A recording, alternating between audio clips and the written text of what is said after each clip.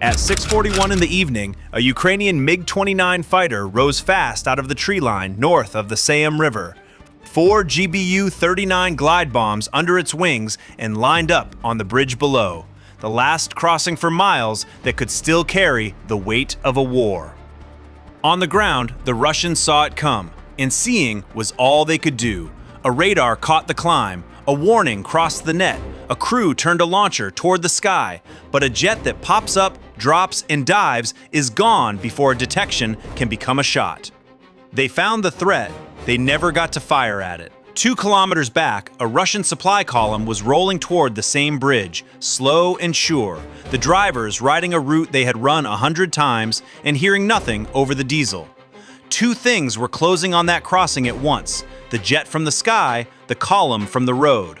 Only one side knew that both of them mattered. The jet held that climb for 8 seconds, and 8 seconds was all the Russians got. It had not come in blind. A Ukrainian scout drone had been circling 8 kilometers out for the better part of an hour, watching all 3 at once: the bridge, the floating bridge kept ready downstream, and the 10-vehicle convoy rolling onto the approach road. The 2 crossings were one machine, bridge and spare part, and the drone knew exactly where to break it. 2 Orlan 10 scout drones, Russia's own eyes over the approaches, caught the pop-up and passed the rough bearing to the ground. Behind them, an S-400 battery, the long-range system whose radars can reach 200 kilometers in clear sky, tried to build a firing solution. It never got one. The MiG had spent the whole ingress at 50 meters, below the radar horizon, and against that geometry, the S-400 could see barely 35 to 45 kilometers of low air, a fraction of the range on its brochure. It could see the raid forming, but not shoot at it, so it handed the problem down to the launchers. A Buk M3, a tracked medium-range launcher, 6 missiles up, built to kill aircraft out to 65 kilometers, caught the climbing MiG and held it. For a few seconds, the launch solution was real, and the pilot felt it. He released all 4 bombs and rolled hard into the terrain before the Buk could finish detect, classify, and fire. The track broke on a fold of ground. The jet was gone. 4 bombs were not. They fell as a set, and not one of them was built to level a bridge. Each GBU-39 is a 250-pound American glide bomb, steered by satellite and inertial fix, carrying barely 16 kilograms of explosive, enough to punch a meter into reinforced concrete, not enough to erase a span by force. So they had come 4 to a rack, aimed not at the middle of the bridge, but at the single bay that held it up. A Pole 21 jamming line and an R330 ZH Zhitel, Russian jammers built to flood the satellite band and starve a guided weapon of its fix, were already working the corridor, but the jamming could not reach inside a bomb already falling. All they could do was blur the last correction and shove one of the 4 a dozen meters wide, out past the bridge edge and into the river. A Pantsir S-1, a point defense vehicle with radar, 12 missiles, and twin 30mm guns built to swat exactly this kind of small bomb up to 4 at a time, had about 30 seconds from the bomb's first paint to their impact. 4 channels built to take 4 at once, but the bombs came in small and jammed, diving together through the river clutter, and would not resolve into 4 clean tracks at once. It killed one, and the window was gone before it could re-queue on the rest. 4 bombs, 1 into the water, 1 killed by the Pantsir, 2 left. It was enough. The 2 survivors were the paired ones, aimed at the same structural bay from slightly different angles, so that jamming or an intercept could take one and the other would still arrive. Both punched through the roadway before they burst, so the force worked inside the structure instead of against its face, a heartbeat apart. The bay gave way, the span it carried buckled and went down into the seam, and the near approach slid after it in broken slab and bent reinforcement. By 6:43, the bridge was not merely unsafe, it was in the river. Two 16-kilogram bombs had not erased it by force. Put through the one bay that held it up, they had let its own weight do the rest. 2 kilometers back, the lead truck braked. The column had been minutes from the crossing. At 25 an hour, barely 5. Now the bridge was gone, and the men on the ground made the choice the whole operation had been built to force. They did not turn back because the supplies were needed across the river tonight. They swung the column through the junction and fed it toward the floating bridge instead, the machine's spare part. The convoy was already rolling toward it, and a second MiG-29 was 90 seconds behind the first. The second jet came in from the south, and this time the Russians were not caught flat. Wave 1 had shown them the shape of the threat, and they used the 90 seconds. The second Buck M3 was already queued on the southern approach, radar warm, and when the MiG popped up, it did not just track it, it fired. A missile left the rail inside the same window that had beaten the first launcher cold. But the jet had already put its 4 bombs into the air, aimed at the pontoon, and was rolling into its dive toward the 50-meter floor.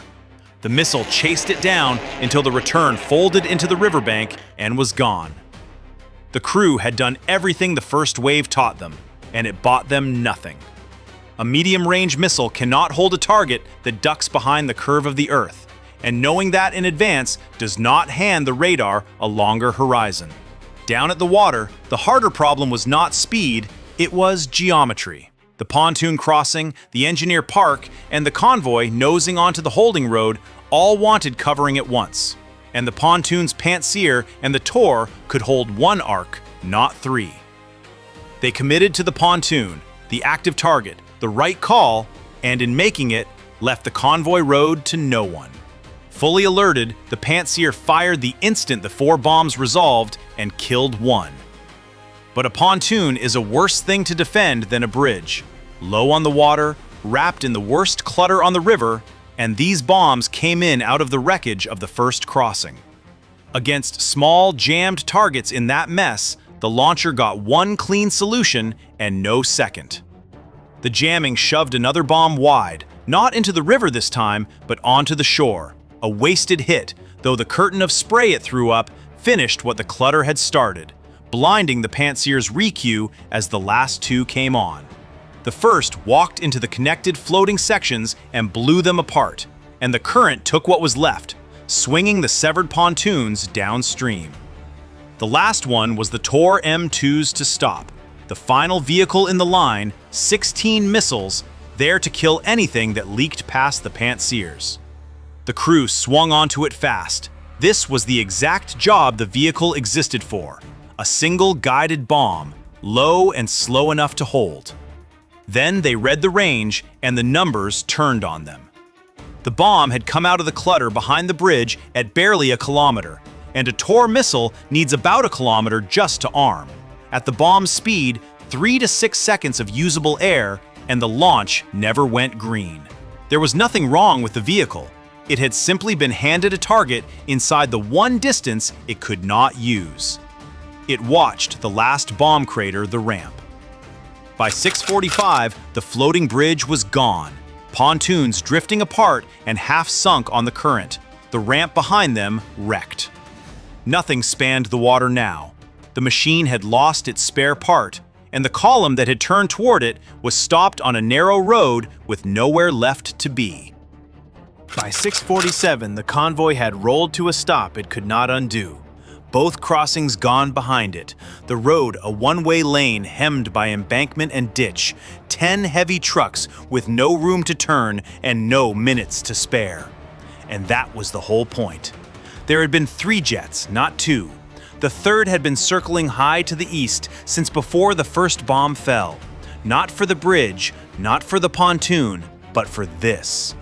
A GBU-39 cannot chase a moving truck. It can only kill one that is stopped.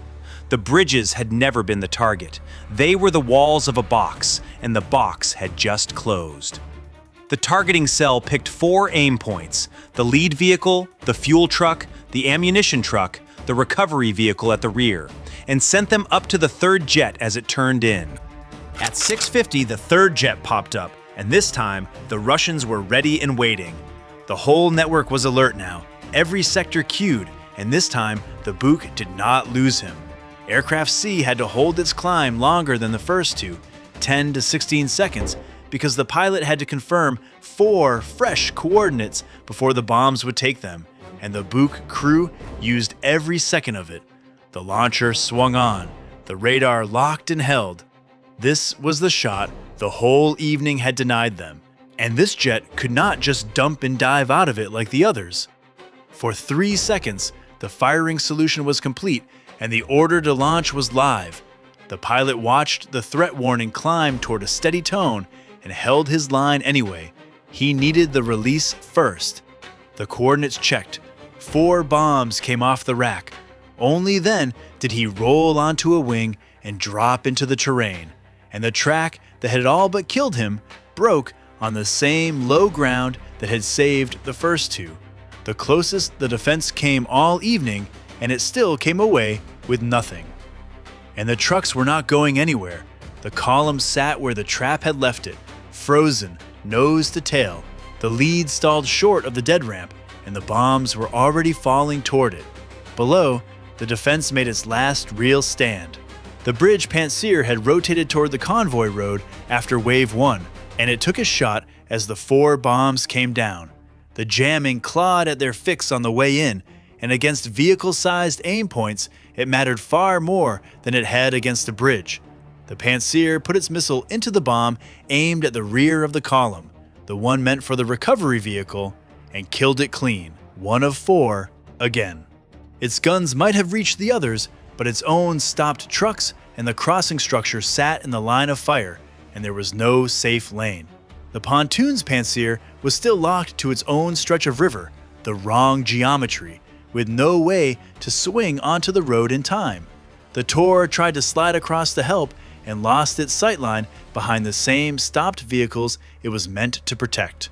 3 bombs kept falling, 2 minutes of flight, then 1, then seconds. The first came down on the lead armored vehicle. For a second, it was only a fast shadow over the cab, the crew already out and running for the ditch.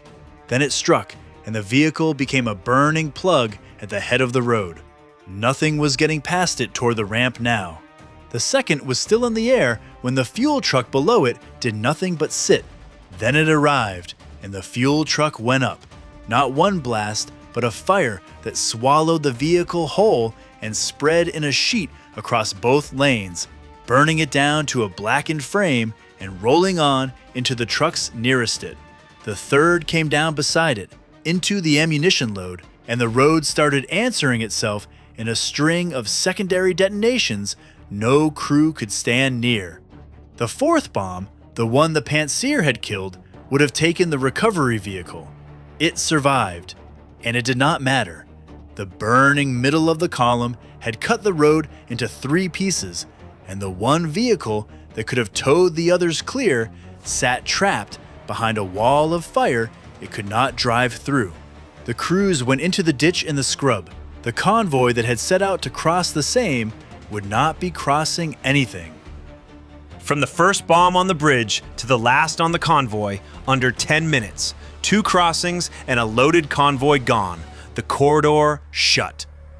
12 bombs did that at $40,000 each, under $500,000 to close the only 2 roads in the sector and burn what had already reached them. The Russian defense was not weak, and it did not fail through error.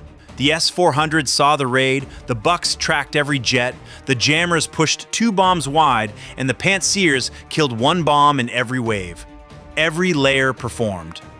None of it mattered because a crossing is a machine for keeping things moving, and the moment the truck stopped, a bomb built for things that do not move could finally kill them. Somewhere behind the front, the next convoy was already loading for the same river. It would reach the same 2 roads.